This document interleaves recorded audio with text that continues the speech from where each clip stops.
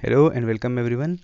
आज का टॉपिक है शिक्षा आयोग और नीतियाँ। जितनी एजुकेशन कमीशंस हैं, पॉलिसीज़ हैं, उनके इंपॉर्टेंट क्वेश्चंस जो आने वाले टीचिंग एग्ज़ाम्स और टेट एग्ज़ाम्स के लिए बहुत इंपॉर्टेंट है। अगर आप किसी भी टीचिंग एग्ज़ाम या टेट एग्ज़ाम की प्रिपरेशन कर रहे हैं तो चैनल को सब्सक्राइब कर लें। हम चलते हैं क्वेश्चंस की तरफ।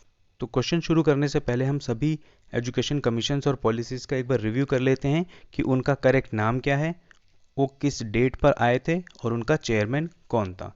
तो सबसे पहले हम डिस्कस कर रहे हैं प्री इंडिपेंडेंस यानी आज़ादी से पहले। आज़ादी से पहले सबसे पहला एजुकेशन कमीशन था चार्ल्स वुड डिस्पैच, जो कि 1854 में आया था, 19 जुलाई 1854, और जिसके चेयरमैन थे चार्ल्स वुड। नेक्स्ट है हंटर कमीशन, जो 3 अप्रैल 1882 को आया था। इसके चेयरमैन थे sir William Wilson Hunter. Next is Rayleigh commission, जिसको इंडियन यूनिवर्सिटी कमीशन नाम से भी जाना जाता है। ये 27 जनवरी 1902 को आया था। इसके चेयरमैन थे सर थॉमस रेले। इसमें एक इंडियन मेंबर भी थे जिनका नाम है सैयद हुसैन बेलग्रामी। अगला है सैडलर कमीशन, जो आया था 1917 में। इसके चेयरमैन थे डॉक्टर M.E. सैडलर। इस कमीशन की कमेटी में 2 इंडियंस थे जिनका नाम है डॉक्टर जियाउद्दीन अहमद और sir Ashutosh Mukherjee. Next is Hartog commission, जो 1929 को आया था और इसके चेयरमैन थे sir Philip Joseph हार्टॉग।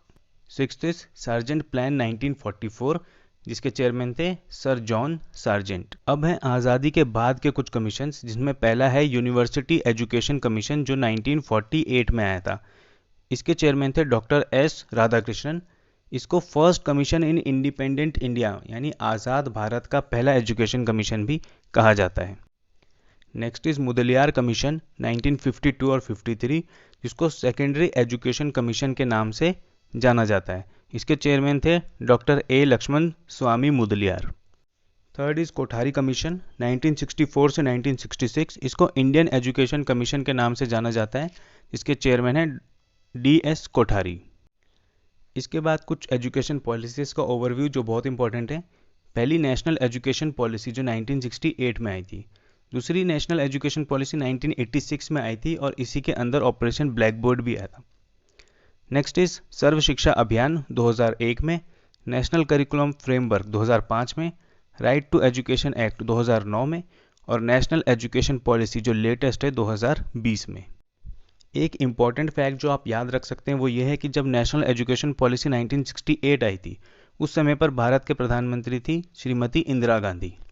National education policy 1986 के समय प्रधानमंत्री थे श्री राजीव गांधी, और अब नेशनल एजुकेशन पॉलिसी 2020 के समय प्रधानमंत्री हैं श्री नरेंद्र मोदी। तो ओवरव्यू के बाद अब हम चलते हैं हमारे क्वेश्चंस की तरफ। क्वेश्चन नंबर 1, भारत में पहली ओपन यूनिवर्सिटी कब बनी थी? ऑप्शन ए 1975, बी 1962, सी 1985 या डी 1982। तो करेक्ट आंसर है ऑप्शन डी 1982। ये पहली यूनिवर्सिटी का नाम था B.R. अम्बेडकर यूनिवर्सिटी, जो आंध्र प्रदेश में बनी थी 26 अगस्त 1982 को। क्वेश्चन नंबर 2, भारत की किस पॉलिसी को एजुकेशन सिस्टम इन इंडिया का मैग्ना कार्टा भी कहा जाता है? Option A Macaulay's minutes of 1835, B Indian education commission report of 1882, C Charles Wood dispatch of 1854 या D Raleigh commission report of 1902। Correct answer है option C Charles Wood dispatch of 1854। Question number 3, महिला शिक्षा में सुधार के लिए महिला आर्य समाज की स्थापना किसने की थी? Option A Pandita Ramabai, B sister Nivedita, C D.K. Karve या डी G.S. अगरकर। तो correct answer is option A Pandita Ramabai. Question number 4, university education commission में सुधार का सुझाव देने के लिए किस समिति को नियुक्त किया गया? Option A Whitley commission, B Philip Hartog commission, C lord chancellor commission या डी सैडलर कमीशन। तो correct answer is option D Sadler commission. Question number 5, Bharat में आधुनिक शिक्षा प्रणाली की नींव किसके द्वारा रखी गई थी? Option A charter act of 1813, B Macaulay's minutes of 1835, C the Hunter commission of 1882 या option D Wood's dispatch of 1854। तो correct answer is option B Macaulay's minutes of 1835। Question number 6, 2011 की जनगणना के अनुसार 2011 के सेंसस के अकॉर्डिंग भारत में कुल साक्षरता दर लगभग कितनी है? ऑप्शन ए 64%, बी 72%, सी 74% या डी 82%। तो correct answer is option C 74%। Question number 7, NUEPA का संबंध किससे है? Option A educational supervision, B educational unity, C educational evaluation या डी एजुकेशनल प्लानिंग। तो न्यूपा का फुल फॉर्म होता है national institute of education planning and administration. तो इसका करेक्ट आंसर हो जाएगा ऑप्शन डी एजुकेशनल प्लानिंग। इसको 1962 में इस्टेब्लिश किया गया था यूनेस्को द्वारा। क्वेश्चन नंबर 8, यशपाल समिति की रिपोर्ट जो कि 1993 में आई थी उसका क्या विषय है? Option A learning through broadcasting, B ICT in teacher education, C learning without burden या डी नन ऑफ दिस। तो इसका correct answer option C learning without burden, बिना बोझ की शिक्षा।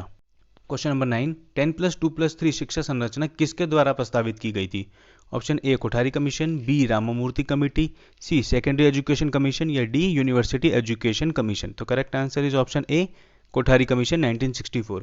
जो अभी एजुकेशन पॉलिसी 2020 में आई है उसमें जो स्ट्रक्चर है वो है 5+3+3+4।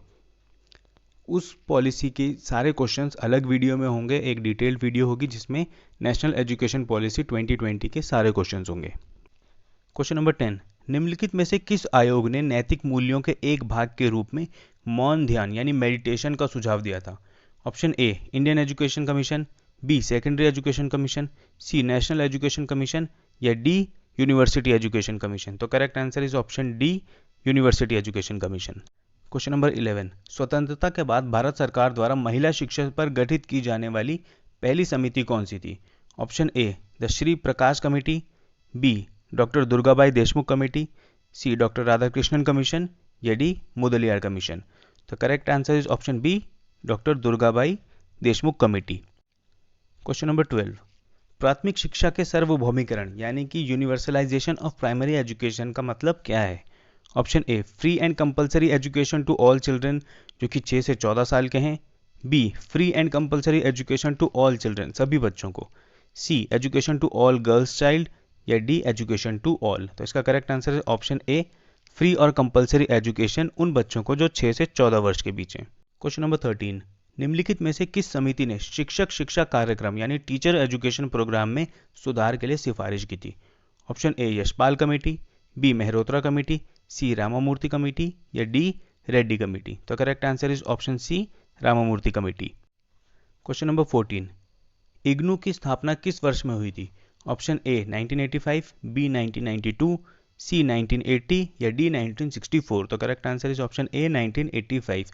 इग्नू जिसकी फुल फॉर्म है Indira Gandhi national open university. Question number 15, mid day meal कार्यक्रम की किस दृष्टि से स्कूलों में शुरुआत की गई थी?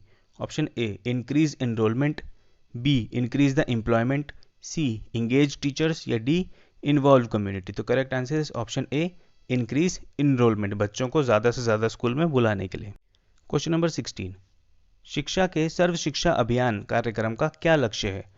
Option A special education in primary school, B universalization of elementary education, C universalization of secondary education या D special secondary academic programs. तो correct answer is option B universalization of elementary education. Question number 17, right to free and compulsory education यानी बच्चों के लिए निःशुल्क और अनिवार्य शिक्षा का अधिकार भारतीय संविधान में कहां पर है? Option A article 16, B article 21A, C article 45A या डी आर्टिकल 46। तो correct answer is option B article 21A।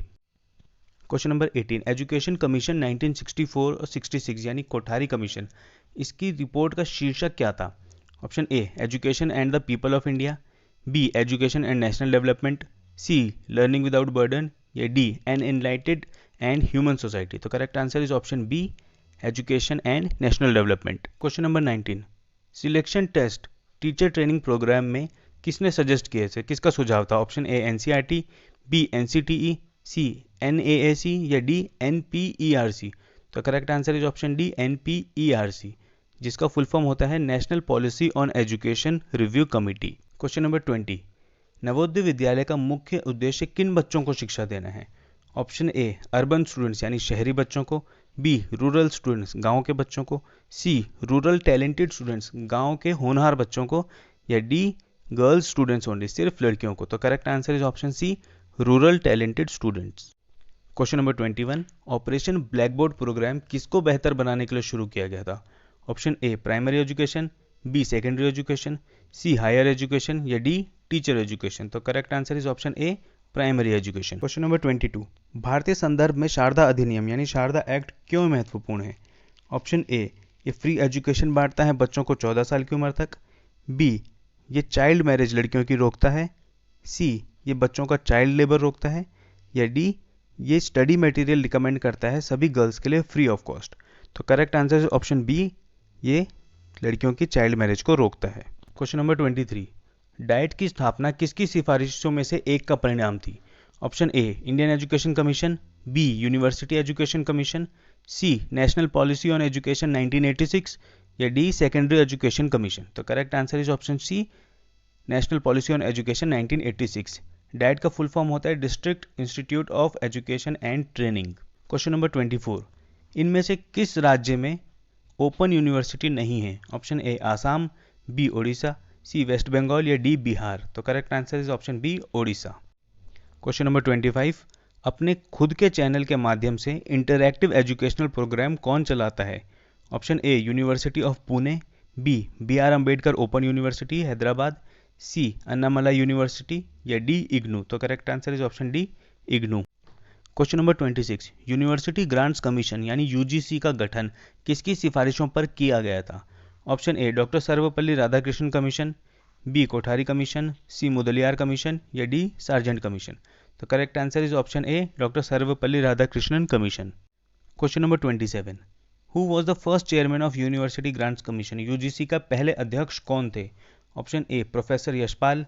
B, professor SS Bhatnagar. C, professor DS Kothari. या डी, डॉक्टर मनमोहन सिंह? तो correct answer is option B, professor SS Bhatnagar. Question number 28, इनमें से कौन सा संगठन भारत में तकनीकी और प्रबंधन शिक्षा की गुणवत्ता यानी टेक्निकल और मैनेजमेंट एजुकेशन की क्वालिटी देखता है? Option A, NCTE। B, MCI। C, AICTE। या डी, CSIR? तो correct answer is option C, AICTE, जिसका फुल फॉर्म होता है all India council of technical education. इसको नवंबर 1945 में बनाया गया था। क्वेश्चन नंबर 29, इनमें से कौन सा प्रोग्राम कैपेसिटी बिल्डिंग प्रोग्राम यानी क्षमता निर्माण कार्यक्रम से संबंधित है? Option A, NCERT। Option B, UGC। Option C, NAAC। या डी, न्यूपा? तो correct answer is option D, NUEPA. Question number 30, Kothari आयोग के अनुसार इनमें से कौन सा शिक्षा का अभिन्न अंग है यानी इंटीग्रल पार्ट है? Option A, music. B, art and craft. C, agriculture. या डी, वर्क एक्सपीरियंस? तो correct answer is option D, work experience. तो ये थे आपके एजुकेशन पॉलिसीज और कमीशंस के मोस्ट इंपॉर्टेंट क्वेश्चंस। वीडियो अच्छी लगी हो तो लाइक कीजिएगा और अगर आप प्रिपरेशन कर रहे हैं तो चैनल को सब्सक्राइब कर लीजिए। Thanks for watching, keep learning.